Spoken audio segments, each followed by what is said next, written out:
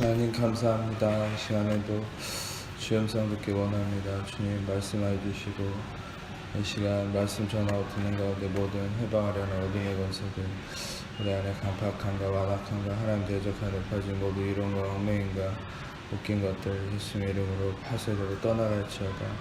즉 성령님만 이곳에 환영하고 초청하고 모셔드리고 인정하고 의지하오니 영광으로 임하시고 다스리시고 충만케 하시며 주의 나라가 임하여 주시고 뜻이 하늘에서 이루어진 것 같이 땅에서도 이루어지며 주께서 예배하신 각 심령 안에 30배, 60배, 100배 차고 넘치는 은혜 가득하도록 이 시간 주님 역사하시고 주장하여 주옵소서. 이제 빛과 구원 되신 예수님의 그 이름만 증거되고 드러나고 나타나시기 원하오니 예수님 홀로 영광 받으시고 찬양 받으시며 구원 되신 빛 되신 그 이름만 높임 받으시고 찬양 받으시고 계시하여 주옵소서.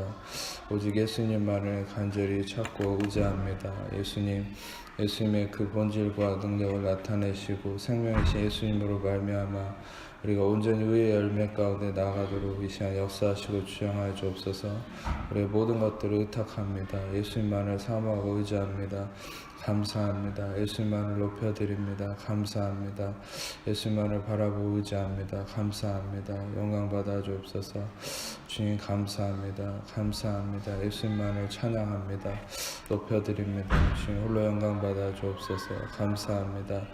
주님께 모든 영광을 올려드립니다. 감사합니다. 예수님 이름으로 기도합니다. 아멘. 히브리서 11장 1절 말씀을 함께 같이 읽도록 하겠습니다. 스크린 보시면서 같이 읽겠습니다. 믿음은 바라는 것들의 실상이요 보이지 않는 것들의 증거니.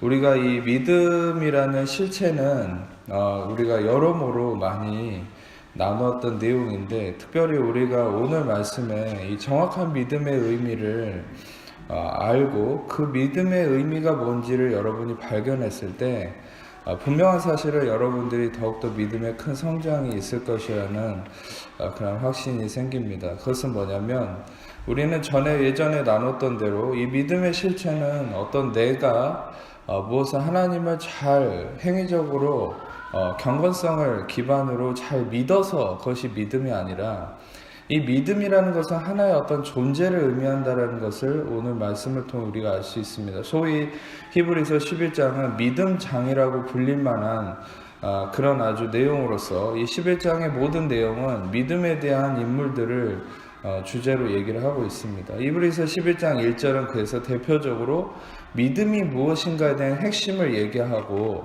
이 믿음으로 말미암은 선진들, 즉 하나님의 성경에 나타난 인물들이 어떻게 믿음으로 열매에 이르렀는지를 얘기하고 있습니다. 실상 히브리서 11장 1절을 여러분이 온전히 믿음 안에서 깨닫지 못하면 나머지 아래에 이어지는 많은 성경의 인물들이 믿음으로 행했다는 내용들이 잘못된 의미로 왜곡될 수 있다는 사실입니다. 그래서 실상 히브리서 11장 1절이 여러분들 우리에게 있어서 아주 중요한 구절이라는 사실이죠. 믿음은 바라는 것들의 실상이다 이렇게 얘기합니다. 믿음은 바라는 것들, 즉 엘피소, 우리가 소망이라고 얘기하는 헬라어 엘피스라는 말은 확실한 근거가 있는 소망이다 이렇게 얘기합니다. 실상 성경에서 엘피스라고 하는 확실한 소망은 왜 확실하냐? 세상은 이 희망이라는 소망이라는 것이 확실하지 않죠. 왜? 근거가 없으니까요. 단지 근거라고 한다면 그 소망이라는 건 어떤 운이나 자기의 재수가 좋다 이런 얘기도 하고, 자기의 능력이나 어떤 노력의 여하에 달려 있잖아요. 세상의 소망과 희망은. 그런데 성경에서 얘기하는 엘피스라는 소망은 이런 인간의 능력과 운이나 이런 것에 달려 있지 않습니다. 성경에서 얘기하는 소망은 확실한 것이며, 이 확실한 것은 근거가 있는 것인데, 성경에서 얘기하는 가장 확실한 근거라는 것은 무엇입니까?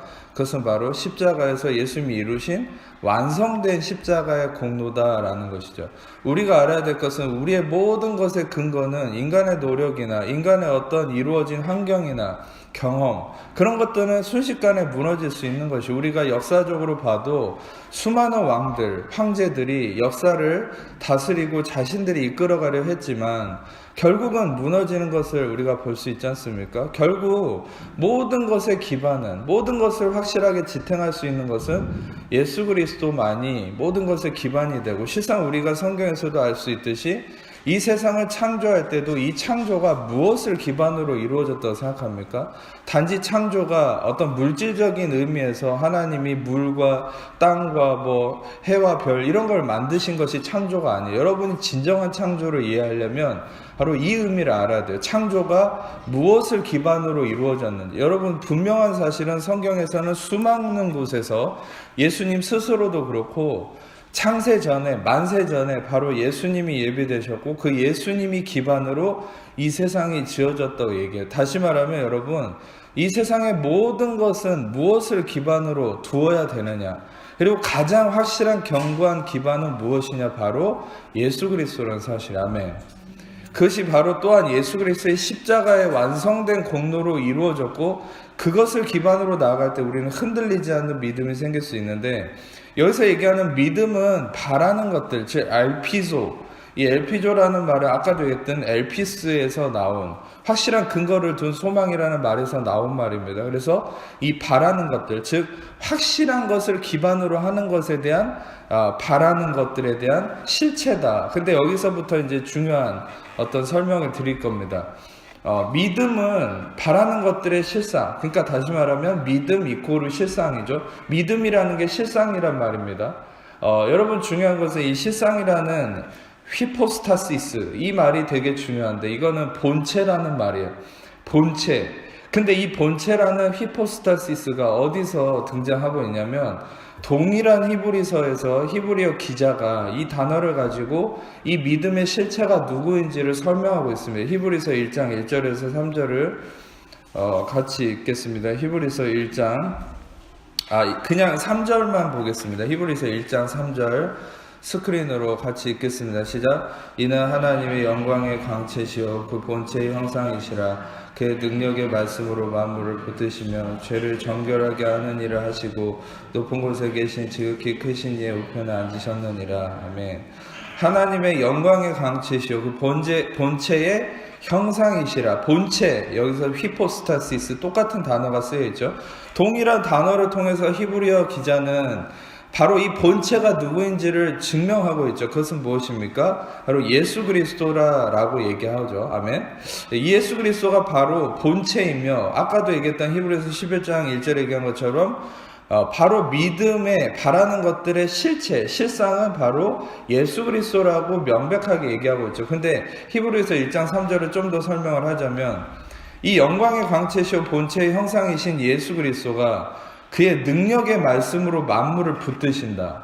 여러분, 이 말씀만 갖고도 아까 제가 창조의 기반이 예수 그리스도라는 것에 대한 확실한 증거가 되죠.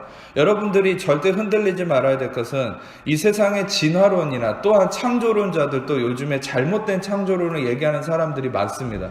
그런데 우리가 창조를 이렇게 얘기하고 저렇게 얘기하고 이 세상에 대해서 이런 얘기 저런 얘기 아무리 거짓말을 해도, 심지어는 외계인에 대한 거짓된 그런 것들을 꾸며서 얘기한다 할지라도 여러분이 속지 않을 수 있고 여러분이 흔들리지 않을 수 있는 믿음의 근거가 뭐냐면, 모든 이 세계의 현상은 바로 그의 능력의 말씀으로 예수 그리스도가 붙들고 있다는 이 사실에 대한 믿음이 있다면, 여러분들은 이 세상이 막다른 이 막바지에 이르는 세상이기 때문에 갈수록 미혹의 영과 각종 이단과 각종 현상들을 통해서 마귀는 거짓된 것으로 여러분들을 속이지만, 심지어는 성경 말씀을 가지고도 우리를 속입니다. 거짓말로.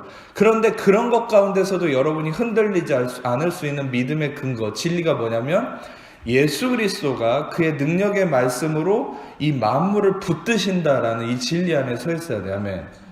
그래서 여러분들이 알아야 될 건, 그래서 매번 말씀드리지만, 창조를 볼 때, 이 세상에 보여주는 현상을 볼 때 현상만 보면 안 돼요. 그 현상의 기반에 예수 그리스도가 있고 그 예수 그리스도가 만물을 붙들고 있다는 이 진리 안에 서 있어야 돼요. 그리고 여러분, 실상 이 그 능력의 말씀으로 만물을 붙드신다라는 말이 좀 더 깊은 의미로 여러분들에게 나누자면, 예수 그리스도께서 그의 능력의 말씀으로 만물을 붙드신다. 이거는 붙드신다는 건 페로라는 헬라어를 쓰거든요. 이것이 조금 지금 우리가 보고 있는 이 한글과 좀 다른 의미로 되어지는 해석이에요. 그거 뭐냐면, 붙든다는 페로는 운반하고 이렇게 가져간다라는 얘기거든요. 그러니까 가지고 간다, 운반한다는 얘기입니다. 그리고 심지어는 견디다라는 의미도 있어요. 그러니까 한편으로 이 문맥 자체에서 이 단어에 가지는 고유한 의미를 해석해 봤을 때 예수 그리스도는 그의 능력의 말씀으로 이 모든 만물을 자기가 가져가시고 운반하시고 모든 걸 견디셨다. 즉 예수님의 십자가의 고난과 완성하심을 의미하는 내용이라는 거예요. 바로 예수님이 십자가를 통해서 이 모든 만물을 이끌어가고 계시고 완성하셨고 이루셨다. 할렐루야. 우리는 이 만물을 자꾸 인간은 자신이 통치하고 자신이 이루려 했지만 결국 이 세상에 잠겨버렸죠. 노아의 홍수도 그렇고 여러분 이 세상에 각종 화산만 폭발해도 폼페이라는 로마의 도시가 하나가 잠겨버린 것처럼 인간은 이 세상을 절대 운반하고 자기가 이룰 수 없어요. 자기가 견딜 수도 없어요. 그러나 예수 그리스도만이 십자가를 통해서 이 세상의 모든 것들을 다시 말하면 그분이 짊어지시고 그분이 견디시고 심지어는 완성하셨다. 이 진리 안에 여러분이 깨어 있으시길 축복합니다. 그리고 그것을 붙드시며 또한 완전한 복음이죠. 그것은 뭡니까? 죄를 정결하게 하는 일을 하시고 정결하게 하는 일, 카타리스모스, 카타리조에 나온 말인데 이것은 레위기적, 그러니까 율법적 의미에서 깨끗함의 행동과 결과라는 의미예요. 그러니까 예수 그리스도는 율법으로 말미암아서도 완전하게 정결하게 우리를 만드셨다. 아멘. 여러분은 예수 그리스도의 피가 말에 있다는 것은 여러분이 행위가 완전하지 않아도 여러분 스스로가 율법 앞에 비춰져도 여러분은 의로운 존재라는 거. 아멘.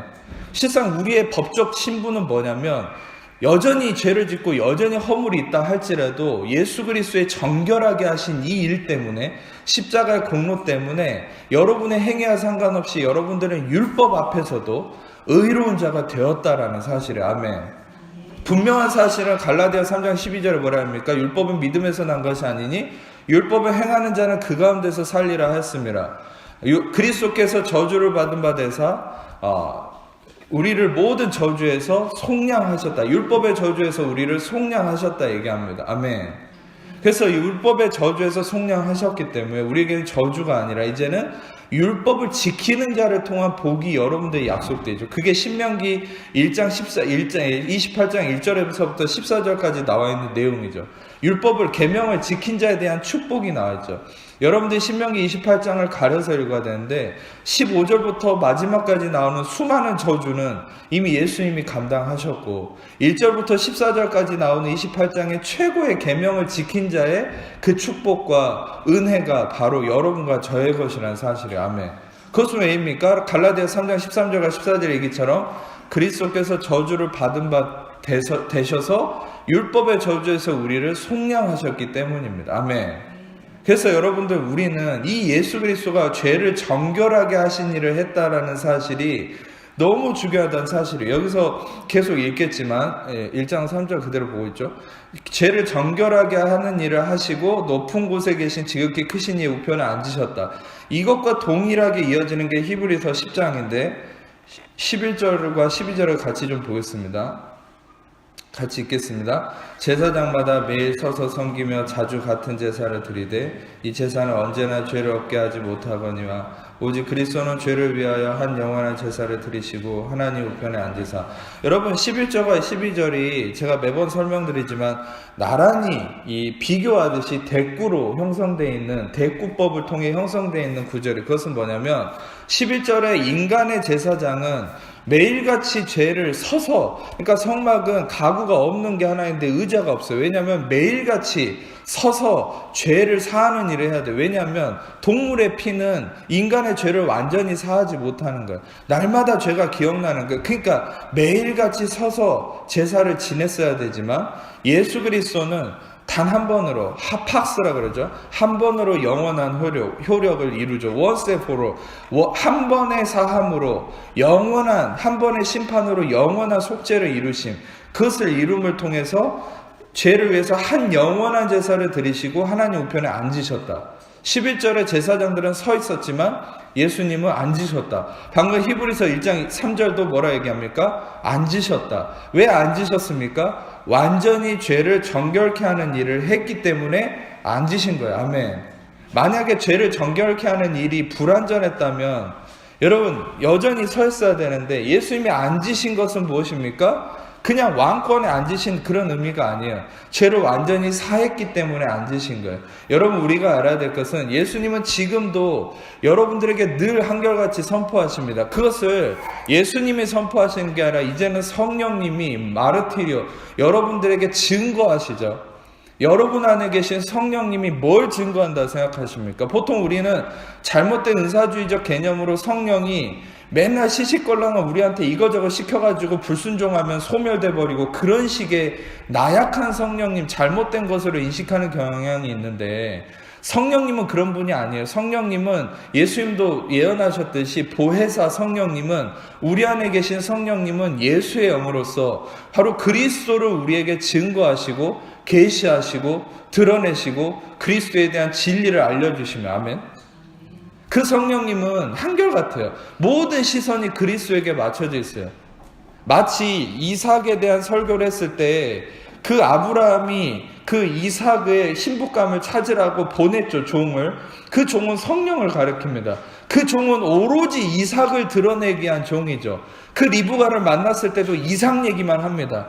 여러분 실상 성령님은 맨 쓰러지고 자빠지고 그런 게 본질이 아니에요. 바로 예수 그리스도가 나타났을 때는 쓰러지고 자빠질 수 있지만 능력이 나타날 수 있지만 그 종이신 성령님은 오로지 초점이 한 가지 있어요. 그거는 예수 그리스도 아들이신 예수 그리스도를 증거하는 것에만 있어요. 아멘. 그래서 여러분들이 진정으로 그분의 성령님을 만난다면 성령님을 통해서 예수 그리스도를 경험하게 되는데 그 성령님이 어떤 일을 하신다고요? 예수 그리스도가 완전히 죄를 사하셨음을 여러분 완전히 죄를 사하셨음을 여러분들 하나님 앞에서 우리에게 증언하신다. 그래서 여러분 성령님이 하시는 가장 핵심적 사역이 뭡니까? 여러분이 온전히 그리스도의 피로 의롭게 되었음을 여러분들에게 확신시키는 것이죠. 아멘. 여러분 저는 오늘 또한 이 말씀들을 통해서 여러분들이 오늘 무언가를 해서 죄를 사함받고 무언가를 해서 정결케 되는 그런 잘못된 의미가 아니라 이미 십자가에서 다 이루었다라고 선포하신 예수님의 완성된 십자가의 공로를 근거로 여러분들이 성령을 통해서 여러분들이 이미 정결케 되었고 의롭게 되었고 깨끗게 되었음을 확신케 되는 그런 은혜가 있기를 축복합니다. 이미 이루어졌다는 사실을 왜 여러분 다시 한번 선포하지만 예수는 죄를 정결케 하는 일을 하시고 하나님 보좌 우편에 앉으셨기 때문에 더 이상 죄를 사할 필요가 없고 여러분들 과거 현재 미래 모든 죄가 사함받았고 여러분들은 그리스도의 피로 온전히 깨끗게 된 하나님의 의인이며 이 의롭다함을 확신할 때라야만이 여러분들이 의의 열매, 의의 삶을 살아갈 수 있다는 사실이에요. 아멘. 자, 우리가 히브리서 11장 1절로 다시 돌아가서 이제 뒷부분 보겠습니다. 보이지 않는 것들의 증거다 이렇게 얘기하죠. 이 증거는 엘레그모스는 말이고 이것은 다시 말하면 보이지 않는 것들을 나타나게 하는, 그러니까 여러분 우리는 실상 하나님이 우리의 삶에 보이지 않는 것들에 대해서 말씀하십니다. 실상 우리가 보이지 않는 것들을 따라가는 삶을 사는 게 믿음의 삶이고 그리스도와 함께 동행하는 삶이죠. 우리가 손에 잡히는 것을 따라가는 것은 우리는 그것은 손에 잡히는 것 같지만 사라져버리는 것이 세상의 의미죠. 그러나 하나님 나라의 것은 보이지 않지만 결국 우리가 하나님의 뜻 안에서 성령의 이끌림을 받아 종착지에 도착했을 때 그것이 보화이고 그것이 하나님 나라의 영광임을 발견하게 되죠. 우리가 예수님이 이 땅에 오셨을 때도 예수님은 사람들에게 어떤 면에서는 보이지 않는 존재였어요. 그것은 어떤 의미냐면 눈에 보고 안 보고가 중요한 게 아니라 그분을 느끼지 못했죠. 그분을 발견하지 못했습니다. 그분이 보화인 것을, 그분이 능력인 것을 발견하지 못하고 깨닫지 못하죠. 우둔함, 눈이 가려지고 귀가 닫히고 입이 막히고 그런 실존, 율법의 저주 아래 있는 실존이기 때문에 예수님을 보지 못하고 발견하지 못했죠. 그러나 여러분 중요한 것은 하나님이 택한 자들, 성령 안에서 이끌림 받은 자들은 자기의 의가 아니라 그리스도의 의를 의지함으로 자기의 연약함을, 실존을 인정하고 그리스도에게 나아갔을 때 그가 보이지 않았지만 그것을 받게 되고 보게 되는 증거로서 나타나는 역사를 경험하게 됐다는 사실이에요. 아멘. 실상 여러분들에게 제가 계속적으로 은혜의 복음, 은혜의 진리를 나타내는 것은 무엇입니까? 그것은 하나님이 성령 안에서 바울로부터 이어진 부활 복음 이후에 바울에게 계시된 갈라디아서 1장에 얘기한 것처럼 이것은 사람에게 배운 것도 아니고 받은 것도 아니라 예수 그리스도의 계시로 말미암은 것이다. 바울이 분명히 선포하고 얘기한 것처럼 바울이 부활하신 예수 그리스도를 통해 받은 이 은혜의 복음은 여전히 수건이 눈에 가려져서 눈이 보지 못하는 채로 율법에 가려져서 유대인들이 여전히 수건에 가려진 채로 성경을 보니까 성경의 의미를 알지 못했잖아요. 근데 수건이 벗어지는 날에는 그 말씀을 정확하게 그리스도의 진리를 깨닫게 되죠. 그런 것처럼 은혜 복음이신 예수 그리스도를 여러분이 듣고 들을 때 어떻게 됩니까? 여러분의 눈에 가려졌던 수건이 벗겨지고 여러분 보이지 않던 예수님이 보게 되는 증거로서 나타나는 일이 여러분 삶에 일어나는 거야. 아멘. 그럼 여러분들이 예수님을 증거로서 발견하고 보게 되는 순간에 어떤 일이 일어납니까? 그게 바로 예수님이 얘기한 것처럼 내 살을 먹고 내 피를 마시는 자는 영원히 살리라. 여러분 영원히 사는 역사, 그것은 뭡니까? 여러분 삶에 더 이상 죽음의 문제가 드리워지지 않는 거예요. 염려, 근심, 불안, 초조, 두려움, 삶의 문제, 질병, 고통, 얽매임, 이런 것들이 죽음의 냄새입니다. 여러분 우리는 세상을 나가면 가정에서도 죽음의 냄새가 있어요. 왜? 여러분이 크리스천이라도 밖에서 살다 오면 죽음의 냄새가 매워와요. 생선집에 가면은 생선 냄새가 배듯이 죽음의 냄새가 묻혀져 옵니다. 그게 여러분 실상 같은 크리스천들이라도 여러분 꼭 세상 속에 살지 않는 사람이라도 여러분이 보는 TV, 인터넷을 통해서 죽음의 냄새가 다 여러분들의 생각에 쌓여있죠. 그러면 서로가 죽음의 냄새가 나요. 근데 그 죽음의 냄새가 무엇을 통해서 정결케 됩니까? 여러분이 매일같이 만나는 말씀 안에서 드리워지는 그 예수 그리스도의 진리가 완성된 십자가의 공로가 여러분 안에 매일같이 울려 퍼지고 그것을 듣고 여러분들에게 선포될 때 그래야 여러분의 죽음의 냄새가 없어지는 거야. 아멘. 나중에 설교 중에 자세히 한번 나누겠지만 예수님이 마지막 날에 예수님이 잡혀가시기 전에 제자들을 요한복음에 사랑하셔서 그가 허리에 수건을 두르고 발을 씻겨주셨죠.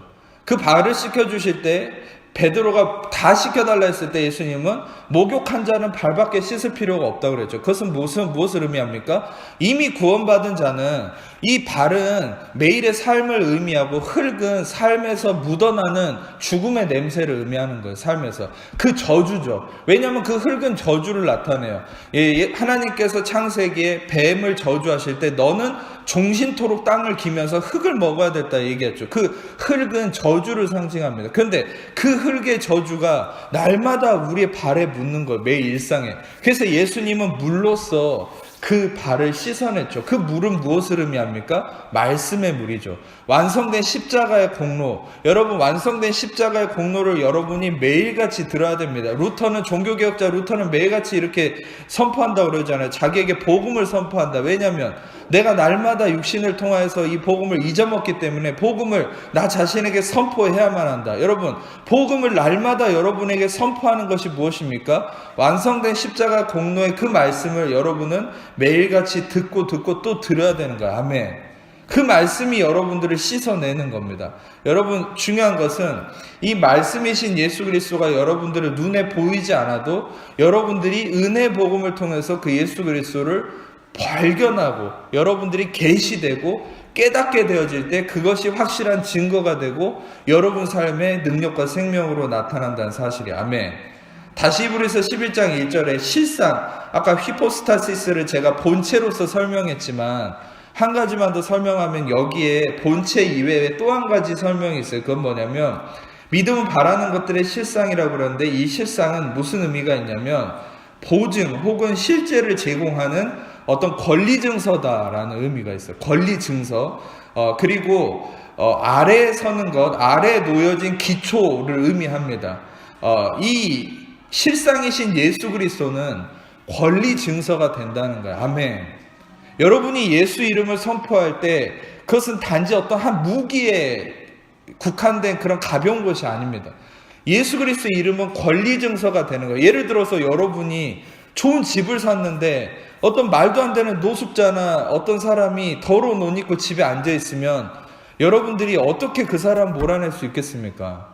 여러분들이 가장 확실하게 그 사람 몰아낼 수 있는 것은 여러분의 집에 대한 권리 증서를 보여주는 것이죠. 그게 법적으로 가장 합당한 것이고 여러분이 힘쓰지 않아도 몰아낼 수 있는 근거가 되는 거예요. 아멘.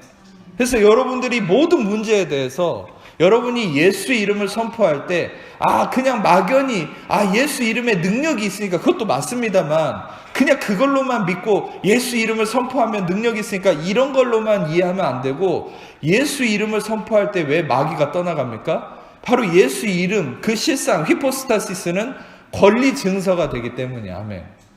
그 권리 증서는 무엇에 대한 권리 증서입니까? 바로 예수 이름이 권리 증서가 있는 것은 바로 여러분 마가복음 16장에도 증거되고 있죠. 믿는 자에게는 표적이 따르니 곧 그들이 내 이름으로 귀신을 쫓아내고 새 방언을 말하고 무슨 독을 마실지라도 해를 받지 않냐고 병든 자에게 손을 얹은즉 나음을 얻으리라. 아멘. 여러분이 예수 이름을 믿는 그 예수 이름에 대한 믿음의 자녀라면 여러분들이 손을 얹고 선포하는 예수 이름은 모든 병을 쫓아내고 모든 귀신을 쫓아내고 모든 걸 새롭게 할 수 있는 능력이 있다는 거예요. 그게 바로 예수 이름의 권리 증서라는 사실이에요. 아멘. 예수 이름의 권리 증서라는 것은 또 한 가지 의미로는 예수님이 완성된 십자가의 공로를 통해서 이미 다 이루었다라는 확신입니다. 그러니까 다른 의미가 아니라 예수 이름은 여러분들이 항상 삶에서 부담을 느끼는 부분이 무엇입니까? 내가 이것을 어떻게 이루어야 되나? 내가 이것을 어떻게 해결해야 되나? 근데 여러분 중요한 것은 그 모든 문제에다가 늘 권리 증서이신 예수 이름을 선포하셔야 돼요. 그것은 왜입니까? 그 예수 이름이 무엇을 나타내는 겁니까? 무엇에 대한 권리 증서입니까? 여러분이 고민하는 그 모든 문제를 십자가에서 다 이루었다는 것에 대한 권리 증서가 된다는 사실이에요. 아멘. 그래서 믿음의 삶이란 여러분이 매일같이 매일의 삶 속에 이 권리 증서가 되시는 예수 그리스도를 선포하는 것이고 이와 동일하게 이어지는 의미가 뭐냐면 이 히포스타시스가 무엇 아래 놓여진 기초나 시초라 그랬죠. 그것은 무엇을 의미하냐면 사도행전 4장 11절을 잠깐 볼게요. 사도행전 4장 11절 같이 읽겠습니다. 시작. 이 예수는 너희 건축자들의 버린 돌로서 진 모퉁이의 머릿돌이 되었느니라. 여러분 이 머릿돌이란 말이 방금 저희가 읽었던 히포스타시스의 의미와 상통합니다. 시초와 기초. 그러니까 건축공사의 이것은 머릿돌은 무엇을 의미하냐면 건축공사의 기초공사를 완료했을 때 그 완료 시의 날짜 등을 새겨서 기념하는 비석이 머릿돌이거든요. 그러니까 여러분 이 예수님이 머릿돌이 되시고 기초가 되시고 히포스타시스가 되셨다는 것은 무엇을 의미합니까? 예수님이 여러분의 모든 죄를 사하는 일을 십자가에서 모든 문제를 해결하는 일을 완성하시고 그것에 대해서 예수님이 기념하시고 날마다 성령을 통해 여러분들에게 완성된 십자가의 공로를 선포하신다는 사실이에요. 아멘. 그래서 여러분들 우리가 단지 예수 믿으면 천국 간다, 예수면 복 받는다, 여기에만 국한되어 있기 때문에 성도들의 신앙생활이 마귀한테 속아가지고 거짓에 매어있는 게 너무 많아요. 그래서 제가 이 믿음의 본질이신 예수 그리스도에 대한 진리를 이렇게 얘기해드리는 거예요. 중요한 것은 여러분 예수 그리스도에 대한 이 진리들이 얼마나 많습니까? 완성된 십자가의 공로의 권리 증서이시고 이분은 모든 그분이 이루신 것에 대한 기념비가 되시는 머릿돌이 되시고 아멘.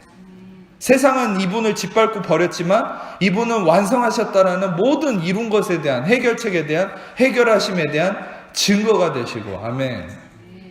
또한 이분은 모든 만물을 붙들고 모든 만물을 그분이 구원하시고 짊어진 십자가를 통해 이루신 만물 모든 것의 기반이 되시는 만물의 근원이다라는 사실이에요. 아멘. 여러분 이것이 믿음입니다. 이 예수 그리스도의 존재에 대한 확실한 여러분들의 믿음의 확신이 그것이 믿음입니다. 믿음이 무엇입니까? 믿음이 바로 내가 얼마나 신앙생활을 잘하고 내가 성경을 잘 읽고 뭘 얼마나 내가 사역을 잘하는 게 믿음입니까? 그래서 교회가 실패하는 것이죠.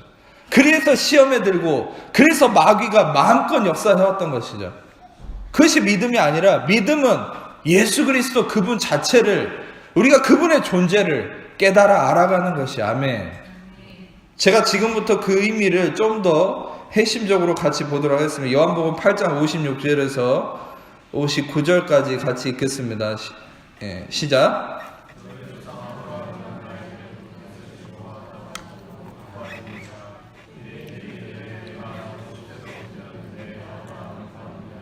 예수께서 이르시되 진실로 진실로 너희에게 이르노니 아브라함이 나기 전부터 내가 있느니라 하시니 그들이 돌을 들어 치려하거늘 예수께서 숨어 성전에서 나가시니라. 예수님께서 너희 조상 아브라함은 나의 때 볼 것을 즐거워하다고 기뻐하느니라. 그러니까 아브라함이 실상 예수님을 간절히 소망했다는 창세기에 어떤 예수님에 대한 관계된 기록의 근거가 없지만 예수님은 하나님 나라의 비밀을 얘기하죠. 그게 뭡니까? 아브라함이 실상은 창세기에 겉모습으로는 기록되지 않았어도 아브라함은 예수 그리스도를 갈망했다. 할렐루야. 아브라함의 믿음의 실체는 뭐였을까요? 히브리서 11장에서도 등장하고 우리가 소위 아브라함은 믿음의 사람이라 얘기하지만 아브라함의 믿음의 근본은 아브라함 스스로의 믿음이 아니었다는 걸 여기서 볼 수 있죠. 아브라함의 믿음의 그 중심은 뭐였어요? 예수 그리스도를 갈망하고 예수 그리스도를 발견하고 보고 나서 즐거워하고 기뻐했다. 할렐루야. 예수 그리스도를 깨달은 것이 아브라함의 믿음의 실체라는 거예요. 그래서 여러분, 아브라함이 나의 때 볼 것을 즐거워했다 이렇게 얘기하고 보고 기뻐했다 이렇게 얘기하죠. 여기서 본다라는 의미가 두 개가 쓰여 있죠. 그것은 제가 매번 말씀드리지만 오이다라는 이 헬라어가 쓰여 있어요. 오이다는 뭐냐면 내적 알을 의미해요. 내면적인 어떤 깨달음, 완전한 알을 의미합니다. 근데 아브라함에게는 이 내면적 성령의 깨달음을 통한 예수 그리스도와의 만남이 이루어졌는데 57절에 유대인들이 이르되 내가 50도 못 됐는데 아브라함을 보았느냐? 이렇게 얘기하죠. 근데 유대인들은 육신에 갇혀 있기 때문에 예수님한테 뭐라고 반문하냐면 아브라함을 보았느냐 했을 때 이 사람들은 오이다라고 묻지 않아요. 여기서는 호라오라는 헬라어를 씁니다. 이것은 뭐냐면 그 육신의 시력을 의미해요. 그러니까 육신의 눈으로 보는 거죠. 그러니까 눈으로 그냥 아브라함을 봤냐 이렇게. 그러니까 눈으로 보는 것은 저급한 차원이에요. 근데 오이다, 내적 깨달음은 충만한 이 알의 의미는 영적 진리를 깨달을 때만 쓰거든요. 근데 이것은 바로 아브라함이 예수님과 만남을 의미하는데 유대인들은 다시 말하면 육신적 개념에 갇혀 있는 거죠. 그래서 여러분, 예수님이 아브라함이 나기도 전부터 내가 있었다 이렇게 얘기하죠. 다시 말하면 여러분, 이 우리가 예수님을 믿음으로써 발견한다라는 것은 무슨 의미냐면, 여러분, 우리도 보통 우리가 예수님을 눈으로 봤으면 좋겠다. 또 세상의 어떤 과학자들이나 고고학자들, 또 타종교, 카톨릭은 그런 어떤 예수님의 실제적인 것을 되게 막 갈망하잖아요. 근데 실상 그것이 능력이 아닙니다. 어떤 면에서는 여러분 아셔야 될 게, 이 도마에게 예수님이 뭐라 얘기하셨죠? 부활하신 예수님을 도마가 내가 보지 않고서는 못 믿겠다 그러니까 나중에 나타나셔서 도마에게 뭐라고 말씀하십니까? 보지 않고 믿는 자가 보고 믿는 자보다 복되도다. 아멘. 여러분, 우리는 예수님을 보지 않고 말씀으로 여러분들이 예수님을 발견하는 것이 더 큰 축복이에요. 아멘. 어떤 분들은 진짜 제자들은 예수님과 같이 살았기 때문에 너무 좋았겠다. 근데 여러분 생각해 보세요. 그 제자들 나중에 다 도망갔어요. 3년이나 같이 살았는데. 여러분, 그것이 중요한 게 아니에요. 오히려 보지 않고 믿는 여러분이 성령 안에서, 그리고 또한 완성된 십자가의 공로이신 그 예수 그리스도의 은혜 안에서 성령을 통해서 말씀을 통해 여러분들이 지금 이 순간 예수 그리스도를 계시받고 깨닫는 이것이 여러분들에게 가장 큰 능력임을 믿으세요. 아멘. 어떤 신비로운 체험에 여러분 미혹되지 마세요. 막 어떤 사람들 은사가 많다 그래서 막 내가 예수님하고 지금 대화하게 해주겠다 그러면 그냥 무시하세요. 여러분, 중요한 것은 여러분들은 날마다 이 말씀을 통해서 예수님과 이미 대화하고 있죠. 여러분들이 이미 지금 이 설교 시간을 통해서 저를 통해 여러분들이 이미 예수님과 대화하고 있는 것입니다. 아멘. 중요한 것은 여러분 보지 않고 믿는 것이 더 복된 것이며, 여러분들 안에 내적인 성령님을 통한 오이다, 이 깨달음이 중요한 것이에요. 동일하게 우리가 요한복음 4장 25절에서 29절을 좀 보겠습니다. 요한복음 4장 25절에서 29절 같이 읽겠습니다. 시작. 여자가 이르되 메시아 곧 그리스도라 하는 이가 오실 줄을 내가 아노니 그가 오시면 모든 것을 우리에게 알려주시리이다. 예수께서 이르시되 내게 말하는 내가 그라 하시니라. 이때 제 아들이 돌아와서 예수께서 여자와 말씀하신 것을 이상히 여겼으나 무엇을 구하시나이까 어찌하여 그와 말씀하시나이까 묻는 자가 없더라. 여자가 물동이를 버려두고 동네로 들어가서 사람들에게 이르되 내가 행한 모든 일을 내게 말한 사람을 와서 보라. 이는 그리스도가 아니냐 하니. 여러분이 이 말씀은 사마리아 여인이 예수님을 만난 그 사건인데 여러분 이 예수님께서 어떤 포인트, 어떤 상황에서 이 여자가 변화가 된 순간이었을까요? 26절을 보세요. 26절을 보면 예수께서 이르시되 내게 말하는 내가 그라 하시는 순간, 내가 그다. 예수님이 자신을 드러내는 순간이죠. 그때 어떻게 됐습니까? 그때 바로 이 여자의 내면에 변화가 일어나서 29절을 보세요. 29절을 보면 내가 행한 모든 일을 내게 말한 사람을 와서 보라 이렇게 얘기합니다. 이는 그리스도가 아니냐. 여기서 똑같습니다. 아까 아브라함이 예수님을 보았다 했을 때 오이다, 내면적 어떤 깨달음과 계시의 의미의 오이다를 얘기했죠. 근데 여기서 29절에서도 내가 행한 모든 일을 내게 말한 사람을 와서 보라. 여기서도 오이다입니다. 그러니까 이 여인은 자기 안에 오이다, 예수님에 대한 성령을 통한 깨달음이 일어난 것을 사람들에게 초청하고 있죠. 와서 보라고. 눈으로 보는 게 아니라 예수님을 직접 경험하라는 거죠. 영적 이 깨달음을 통해서 말씀이신 예수님을 만나라는 것이죠. 여러분 중요한 것은 그런데 이 예수님을 만나는 이 오이다, 내면적 깨달음이 어떻게 일어났습니까? 그것은 26절을 보세요. 다시 한번 설명하자면 26절에 예수께서 이르시되 내게 말하는 내가 그라. 내가 그라. 지금부터 여기에 초점을 맞출 건데 실상 여러분 아브라함도 나의 때 볼 것을 즐거워하다가 보고 기뻐했다 이렇게 얘기했죠. 아브라함이 나의 때 볼 것을 즐거워했다는 게 뭐냐면 바로 예수님의 존재를 발견했다는 거거든요. 그리고 여기서도 이 여인은 자기 문제에 휩싸였다가 예수님의 존재를 발견하고 오이다가 일어났어요. 예수님에 대한 이 깨달음이 일어난 거예요. 그래서 변화가 된 거죠. 그런데 여러분 중요한 것은 이 예수님의 존재를 예수님 뭐라 표현합니까? 내가 그다. 에고 에이미. 그러니까 지금부터 이 말이 되게 중요해요. 에고 에이미. 예수님은 자기 자신을 선포합니다. 에고 에이미. 호 아르토스테스 조에. 생명의 떡이다. 에고 에이미. 나는 생명의 떡이다. 나는 빵이다. 나는 능력이다. 빛이다. 에고 에이미 포스, 에고 에이미 호도스, 에고 에이미 알레테스. 여러분, 이 예수님은 수도 없이 자기 자신을 증명하죠. 근데 중요한 것은 그 이면에 예수님이 자기 존재를 증명하는 일을 왜 하실까요?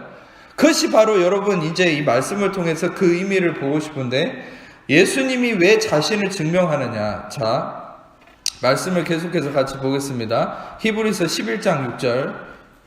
히브리서 11장 6절을 같이 읽겠습니다. 시작.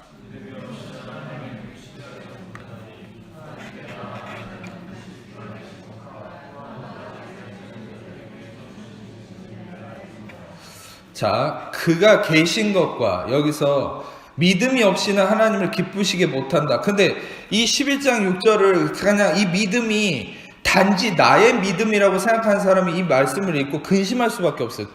또 다른 정죄감에 빠집니다. 내가 믿음이 없으면 하나님을 기쁘시게 못하는구나 이렇게 생각하는 거예요.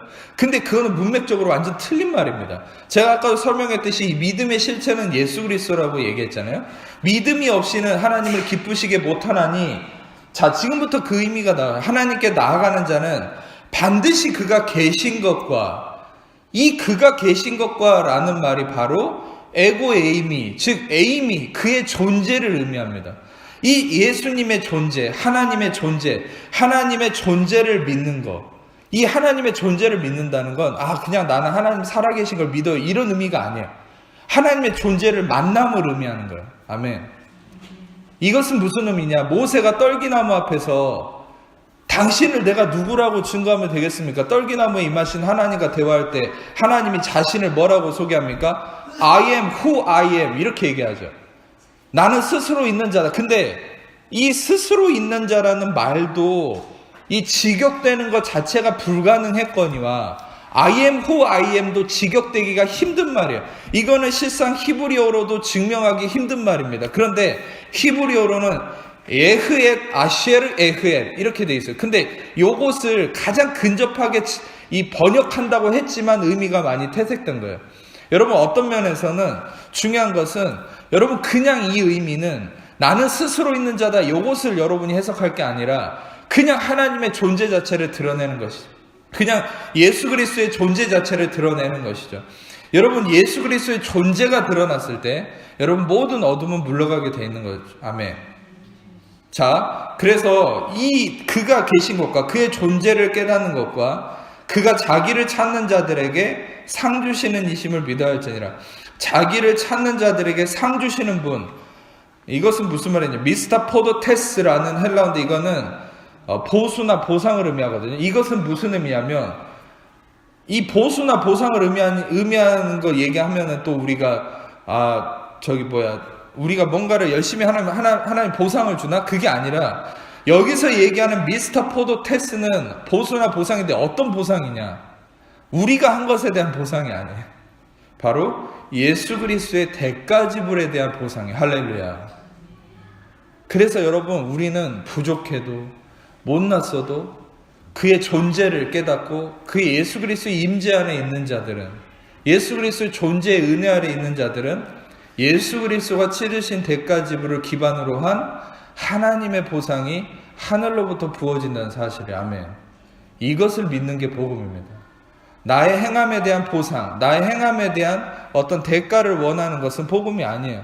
그래서 로마서 4장에서도 매번 명백하게 바울이 명백하게 복음의 진리를 얘기하지 않습니까? 이 하나님께서 일하는 자에게 일하는 자는 그 삭을 은혜로 여기지 않는다. 대가로 여기지만 일하지 않는 자를 일하지 아니할지라도 경건하다고 일컬으시는 자를 믿는 자에게는 그 믿음을 의로 여기시나니. 아멘. 다시 말하면 여러분, 우리는 일을 하지 못했고 경건하지 못하고 우리는 의롭지 못했다 할지라도 그의 존재이신 예수 그리스도, 그 예수 그리스도가 십자가에서 모든 걸 이루신 그 믿음 안에 있는 자들, 그 존재에 대한 믿음, 완성된 십자가의 공로에 대한 믿음 안에 있는 자들은 어떻게 됩니까? 그분이 이루신 것에 대한 보상과 축복이 있다는 사실이에요. 아멘. 그것이 바로 복음이라는 사실입니다. 자, 이 존재에 대한 의미를 또 한번 부가 설명하자면 요한복음 18장 6절 스크린으로 보세요. 같이 읽겠습니다. 시작. 예수께서 그들에게 내가 그니라 하실 때 그들이 물러와서 땅에 엎드려지는, 예수님이 잡혀가실 때 로마에 거의 한 300~400명 되는 왔거든요, 병사들이. 근데 예수님이 그들에게 내가 그니라, 이게 뭡니까? 동일하게 에고에이미, 자신을 드러냈을 때 어떻게 됩니까? 다 핍토했다는 거예요. 핍토는 뭐냐면 나가 떨어졌다는 거예요. 그러니까 예수님의 존재 앞에 서 있을 수 있는 사람이 없다는 거죠. 여러분, 우리는 우리의 존재를 증명하려고 할 필요가 없어요. 우리는 우리 안에 계신 예수님을 드러내고 예수님의 존재를 깨닫고, 아멘, 예수님의 존재를 높일수록 여러분 모든 것들은 그 앞에서 서 있을 수 없는 것입니다. 할렐루야. 여러분, 중요한 것은 이 창세기 1장 3절을 잠깐 볼게요. 스크린으로 시작. 하나님이 이르시되 빛이 있으라 하시니 빛이 있었고, 이것은 전에도 설교했듯이 빛이 있으라 라는 것은 단지 let there be light 이렇게 그냥 빛이 있으라 이런 의미가 아니랬죠. 원래는 예히오르라는 히브리어인데 발음결을 편의상 붙인 거지, 원래 발음결을 떼고서 읽으면은 원래 고전에서 가장 권위 있는 사본에서 발음결 떼고서 읽으면은 이 예히오르가 어떻게 읽혀지냐면 나의 야훼는 빛이다 이렇게 읽혀진다고 했죠. 단지 빛이 있으라가 아니라 이것은 나의 야훼는 빛이라고 하는 에고에이미 포스, 즉 헬라어로는 포스가 빛이에요. 예수님이 자신을 빛이라고 선포한 것처럼 창조 때도 야훼이신 구원의 하나님이신 예수 그리스도가 바로 나의 야훼는 누구를 의미합니까? 예수 그리스도. 예수 그리스도가 자신을 빛이라 선포했을 때 빛이 생겨서 어떻게 됐습니까? 어둠이 물러간 거죠. 아멘. 여러분, 동일하게 이 의미들이 다 이어지는 거예요. 그러니까 예수님이 이 땅에 오셔서 빛으로서 자신을 선포하시고, 아까도 로마 병사들이 쓰러진 건 뭡니까? 자신의 존재, 빛된 자신의 존재를 선포했을 때 어둠은 그 앞에서 다 쓰러져서 일어날 수 없었죠.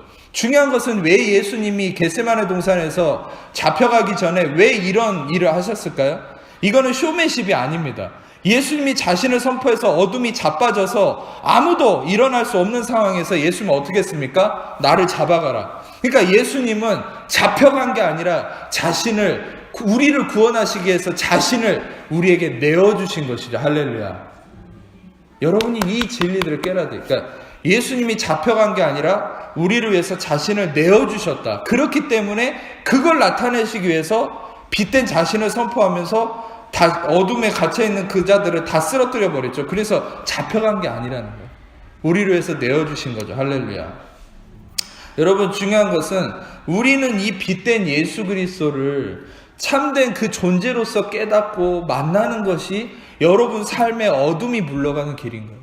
우리가 믿음을 성장시켜서, 우리가 기도는 중요하지만 기도도 어떤 의의 결과로 써야죠. 근데 기도라는 것을 통해서 뭔가 내가 해결하려고 하고, 뭔가 내가 성경 공부나 내가 어떤 신앙생활을 통해서 뭔가를 이루려고 한다면 실패한다는 거예요. 왜?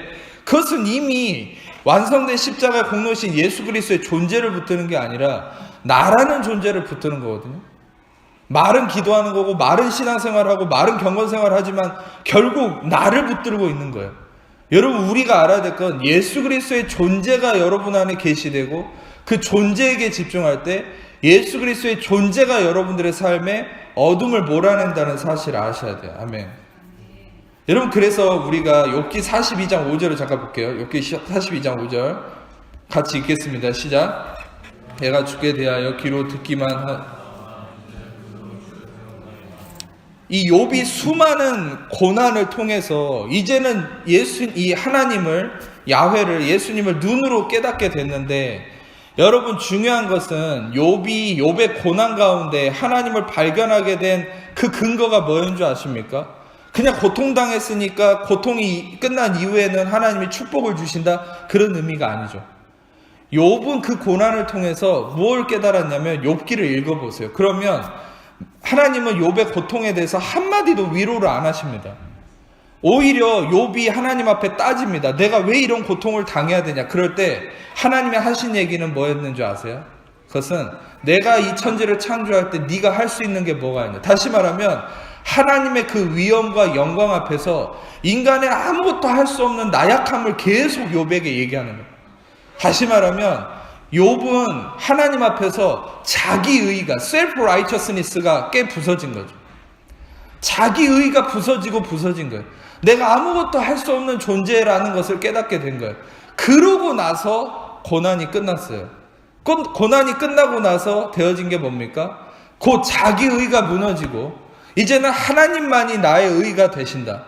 예수님만이 나의 의의가 되신다는 것을 깨닫고 나서 욥이 고백한 게 5절이죠. 내가 이제는, 전에는 주께 대해서 귀로만 들었지만 이제는 눈으로 주를 배웁는다. 히브리어로 라라는 말인데, 이거는 본다라는 말도 되고, 깨닫는다, 친해진다, 알게 된다, 찾게 된다, 이런 말이에요. 그러니까 헬라어로 아까 말씀드렸던 오이다라는 말과 상통하는 단어입니다. 이게 이 헬라어로 오이다, 참고로 말씀드려요. 오이다랑 기노스코가 있는데, 기노스코는 뭔가 내가 경험해서 내 노력으로 알게 되는 걸 의미하고, 오이다는 내면적 깨달음이거든요. 근데 이 라라는 히브리어가 바로 오이다랑 상통하는 단어예요. 그러니까 다시 말하면 내면적 깨달음이 일어난 거죠. 언제?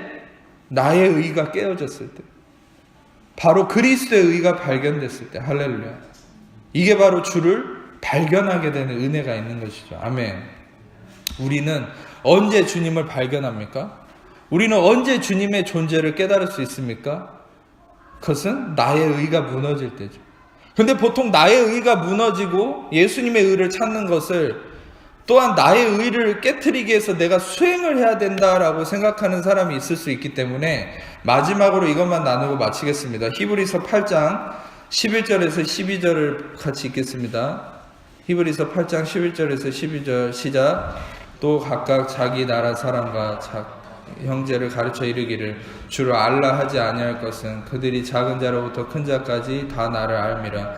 내가 그들의 불의를 긍휼히 여기고 그들의 죄를 다시 기억하지 아니하리라 하셨느니라. 매번 말씀드리지만 이것은 예레미야 31장 31절에서 34절까지 예언된 새 언약의 조항이죠. 완전히 옛 언약인 율법의 조항을 뒤집어버리고 이 히브리서 8장에 언급되는 이 조항들은 완전히 새 언약, 그리스도를 통해서 하나님이 다시금 맺는 은혜의 언약을 의미하시는 겁니다. 그런데 그 은혜의 언약의 핵심적인 8장 11절에서 12절을 보시면 다 각각 자기 나라 사람과 자기 형제들을 가르쳐 이르기를 주를 알라 하지 아니할 것은, 여기서 알라 하는 것은 기노스코입니다. 아까도 얘기했듯이 내 노력으로 알게 되는 거, 기노스코. 이거를 하지 말라는 거예요. 앞으로는 하나님을 알려고 노력하지 말라는 거예요. 와, 여러분이 알던 것과 다르죠. 성경이 얘기하는 바는. 잘 들으세요. 성경이 뭘 얘기하는지.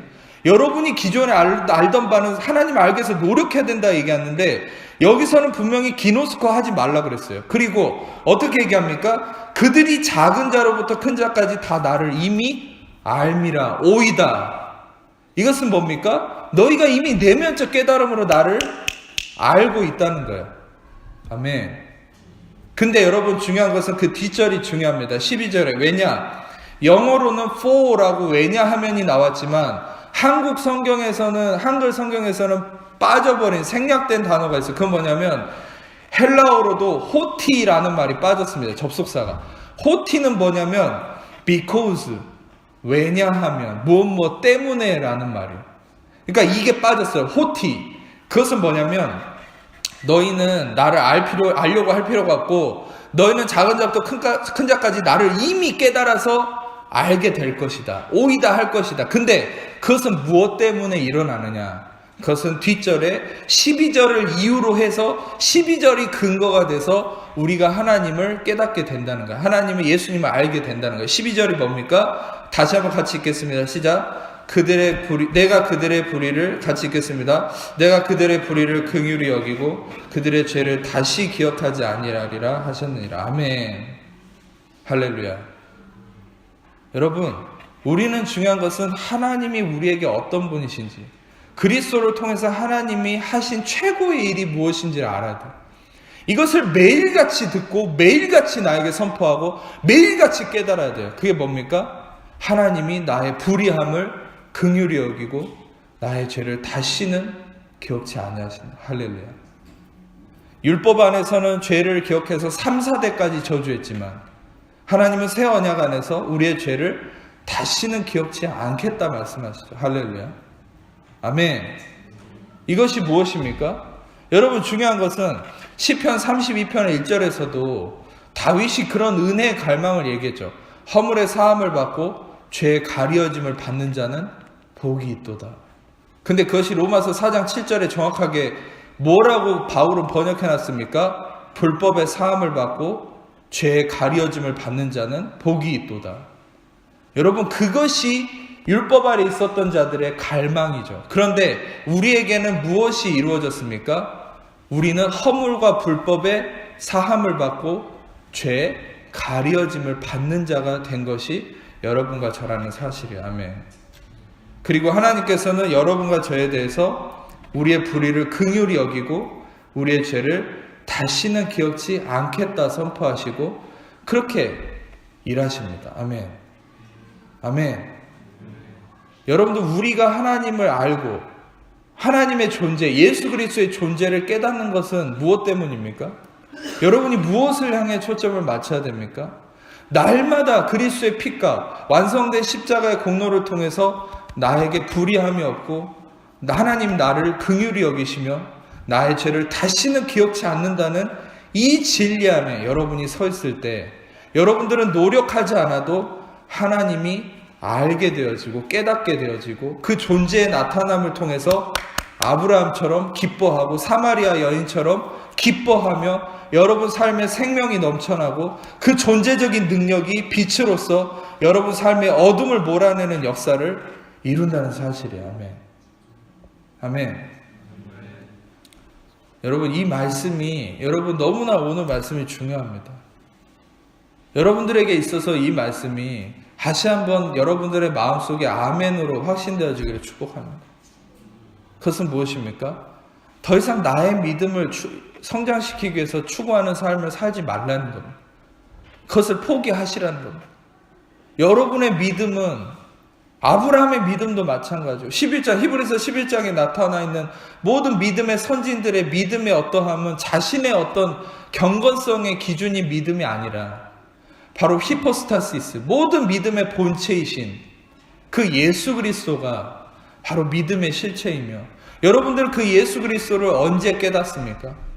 언제 발견합니까?